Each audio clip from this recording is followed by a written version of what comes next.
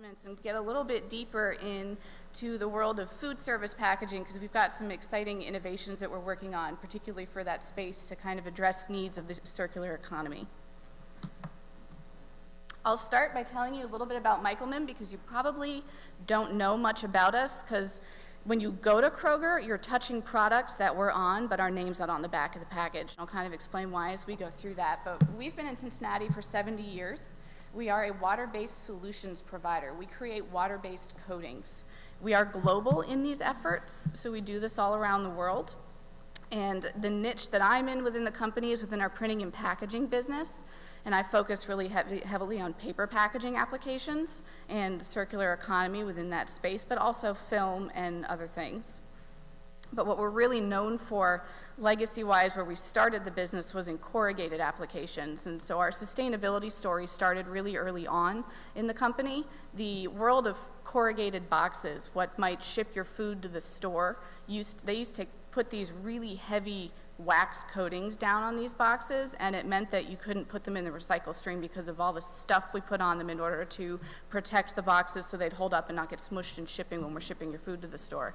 So Michelman developed these wax emulsions, some water-based chemistries that could be applied in different technologies in a much thinner layer to provide the same barrier you needed on those boxes and the same support, but allow the recycle stream to recover those really valuable fibers, because, I mean, we all order stuff from Amazon, right? We get those boxes all the time. Those box fibers are really valuable in the recycle stream, so it's really important that they stay in it.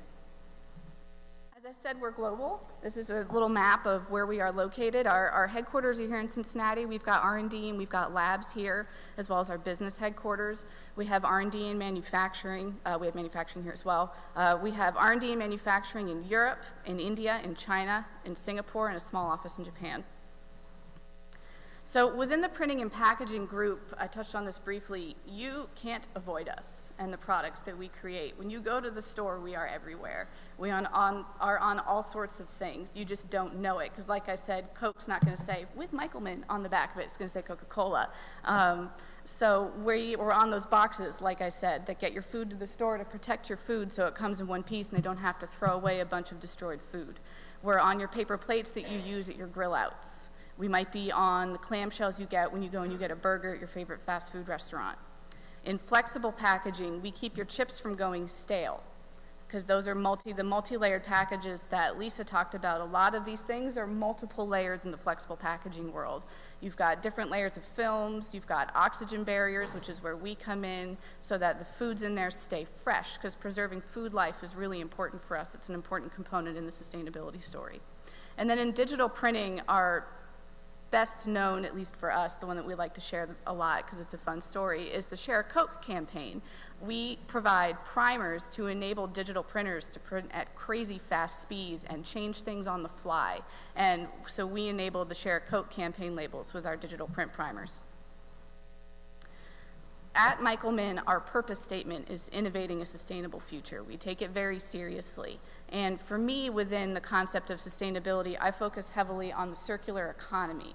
And I like to say that we design with end of life in mind, and people who work in the circular economy space will tell you that if you're not designing with end of life in mind, you're not really playing effectively in the circular economy space. It has to start all the way at the beginning with the raw materials you choose, how you choose to use them, how these parts are designed, whether it's the coating, the substrate that's then going on to. Is it paper, is it film, what kind of substrate are you using? How is that all put together? How's it distributed? You can go all the way around the circle, and then ultimately the goal is to mitigate how much goes to waste at the end that just ends up in the landfill. Because a lot of the things that we touch in our daily lives are very linear in their life cycles. We make them, we use them, we throw them away. They don't really have a second life. They may not get recycled. Hopefully we reuse things as much as we can. I've seen some reusable water bottles and coffee cups in here, and that's great. But a lot of stuff ends up in the trash. So how can we enable new products, especially in the packaging space, especially in food service packaging that I'm going to talk about, in order to get away from that? A couple of ways are recycling is an option, which is tough for food service packaging, and I'll explain why. Composting is another option, and that's an area that we're really focusing some innovative developments in. So food service packaging is a space with a lot of right now opportunities in terms of developing new things to enable different end of life for those parts. If you think about food service packaging, I'm talking about the coffee cups that half the people in this room have sitting in front of you, or the wrap that your sandwich comes in when you go to Subway, or the fry box that McDonald's uses. All of those things, it's all food service packaging. It's quick service, one-time use. You buy your burger, you eat it in the car, you throw that thing away, and you never think about it again. Those are really tough to recycle, because if you look at this picture of this hot dog with all the ketchup and the mustard and the goo that's all hanging out there, that's food contamination. Recyclers don't want your food contamination. That makes that ineligible for recycling. If you put food contaminated stuff in your recycling bin, you've essentially made your whole recycling bin trash because it's now contaminated. So recyclers, you can take a pizza box, but that pizza box can't still have pizza in it and can't be heavily stained with grease. That's an issue in that industry.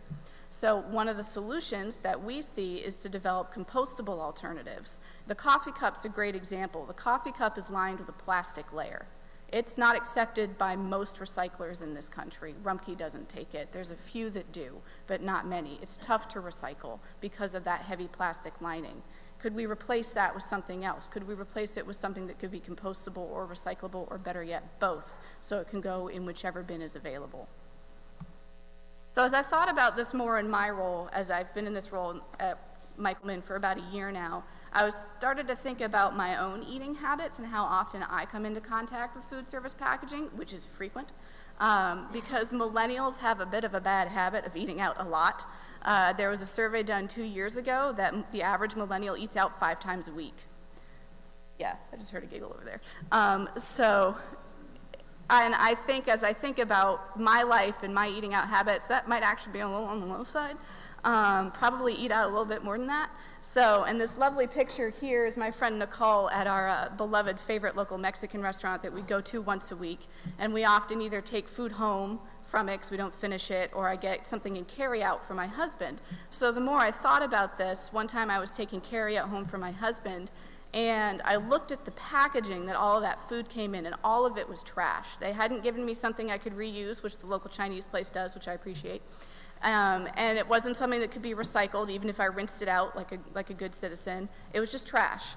So as I looked at that, and I took it home, and my husband shoveled the food in his face, I asked for the packaging back, and I did what any good engineer does in their normal home life, and I weighed it, and I did some math. So that packaging weighed 2.4 ounces, which sounds like nothing, right? You can carry a little 0.6 more ounces than that in liquid onto a plane. But if you multiply that out times 5 times a week, now that's 12 ounces a week in trash. You multiply that out times 52 weeks a year, and you do some math, and you get about 40 pounds of trash a year from one millennial's eating out habits, which doesn't sound like that big of a deal. Also, that is my husband. He very patiently posed for that photo. There were eye rolls involved. But 40 pounds doesn't sound like a mountain of trash. You can kind of envision what 40 pounds a year looks like. It could be one really overly heavy trash bag kind of thing. But then we do some more math, and we have a bigger problem. There's 83 million millennials in this country. That's 25% of this country's population. That becomes 3.2 billion pounds of future trash from one generation's eating out habits. That's a lot of garbage that we don't really have a lot of great solutions for right now. There's small pockets that are working towards better solutions. Actually, San Francisco got mentioned earlier in the day. They've got mandatory compostable packaging requirements throughout their city. But it's a big challenge. How do we bring better solutions to the market? And then also, how do we work on the consumers themselves to actually follow what you need to follow and do the right thing with these at the end of life? Because there's 3 major components that really contribute to this challenge. There is the consumer education piece. It's really hard to get people to understand what you need to do at the end of the day. You know, we go to Whole Foods now, and they've got multiple bins you can pick from. And you watch people do it all the time. They go up, and, you know, kids actually love it. Kids love to go through and sort things. I've seen kids have a great time with that. And they've got pictures, and it's really well explained. And then you see other people go up, and they look at the thing, and they look at their stuff, and they just plop it in the trash, and they leave because they don't want to deal with it. So consumer education is a huge challenge. Waste infrastructure is a huge challenge. The recycling infrastructure in the country is really challenged right now, and I'll talk about that a little bit more in a few minutes.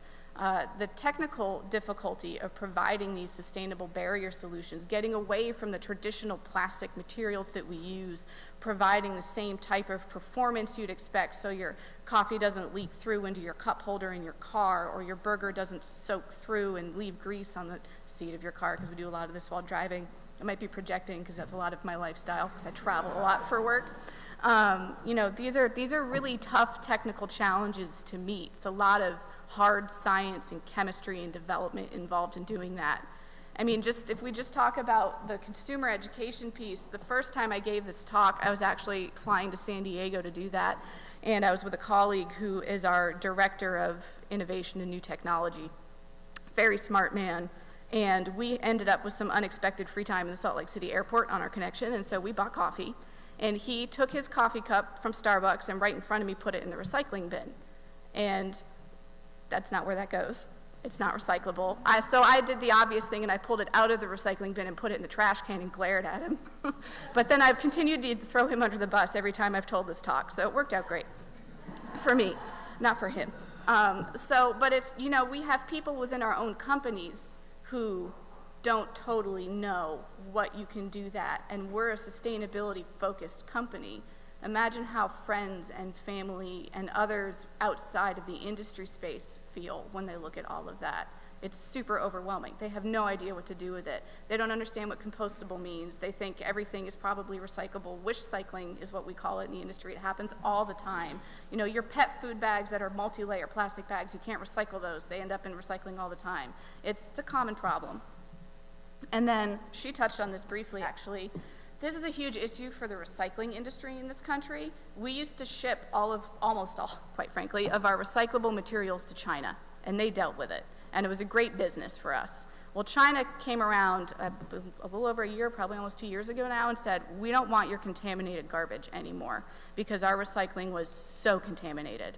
And they came back and said that we'll take it if it's less than 0.5% contamination. Now, if you've never had the pleasure of touring an actual material recovery facility, which you totally should if you ever get the chance, most of them have a wall of fame for contaminants that have come through in the recycling bales of things that aren't supposed to be in there.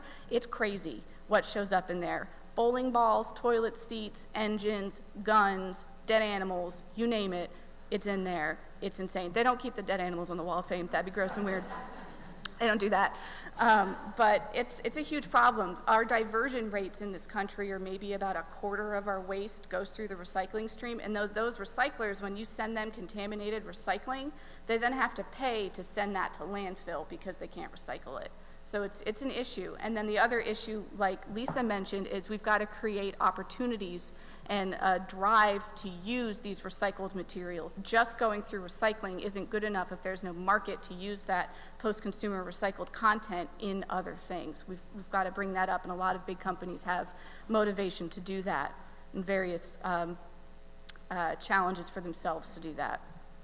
And then this really brings us to where Michelman's specialty really is, and this is in the technical challenge space. This is getting down into the nitty-gritty of how do we replace the liner on that coffee cup to something that's more sustainable than just a plastic layer that's currently on there that prevents it from having an end of life other than going in your waste stream. That's our specialty. Our niche is putting materials into water, and formulating them into these barrier coatings that can do that for you. So what we've done is we created this hypothesis that we could create compostable coatings from bio-based and renewably sourced materials that would give benefits over existing things in the market. Lightweighting, I'll point that out, and Lisa said it too, is one of the best things you can possibly do for a package in terms of environmental benefit. There's only a couple of things that if you do an actual life cycle analysis on in packaging are guaranteed benefits. Lightweighting is one of them. We think we can enable these parts to be recyclable, repulpable, and or compostable because our water-based coatings, when applied correctly, already enable the recyclability on paper packaging over some of the incumbent materials that are used.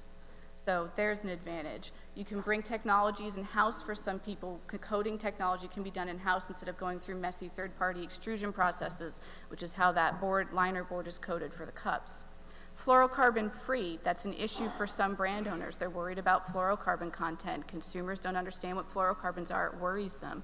And so if you're looking to get away from that, you can do that with water-based coatings. And we believe that these coatings can be created in a way where they meet the very rigid standards and criteria, specifically in the United States, for compostable goods in order to certify them, to prove to the compost manufacturers that they can use them safely and that it's not a dupe in their system and we're not putting bad actor materials into the compost. So what we're focused on doing at Michelman is creating a technology toolkit where we're choosing materials based on our knowledge of science, our knowledge of what we can put into water, economics of the materials, all of those factors come into play to create this toolbox materials we can pull from that we can put into water, we can formulate them, and we can create stable barrier coatings that exist within, that can function within the existing supply chain on existing converting technologies and then be brought up all the way through eventually to hopefully, your fast food restaurants that you go to. And where we are right now is we have these proof of concept coatings. They're developmental. We're well along the way in testing these with developmental partners and beta customers out in the industry for a variety of food service style applications. And the challenges we really face are focused around providing performance at an economic cost point and staying within all of the guidelines that we need to stay in to truly deliver a legitimate solution, not something that's greenwashing, not something that makes claims it can't stand up to, because there's a lot of that in the general space of creating compostable goods.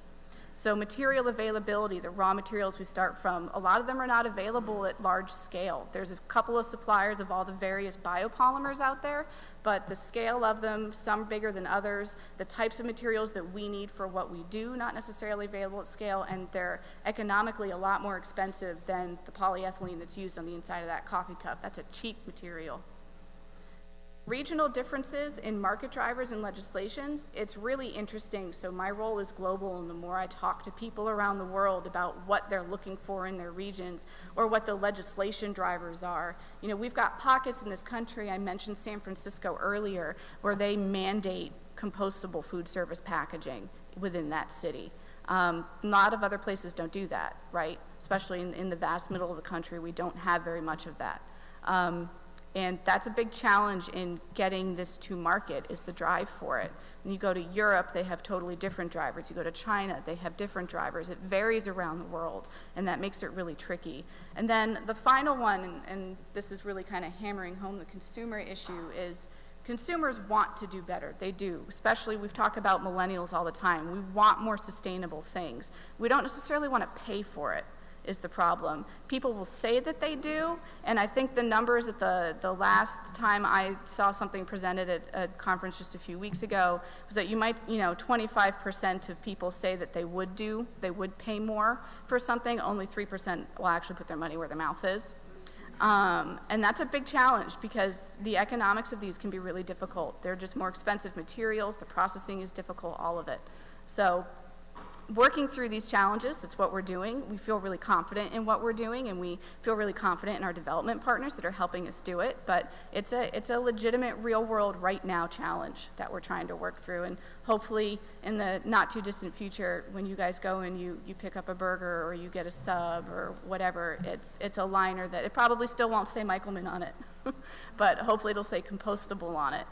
And hopefully we have the compost infrastructure for it to go into, and that's the dream that we're working towards right now. You can always contact me if you want to talk about it more. That's it.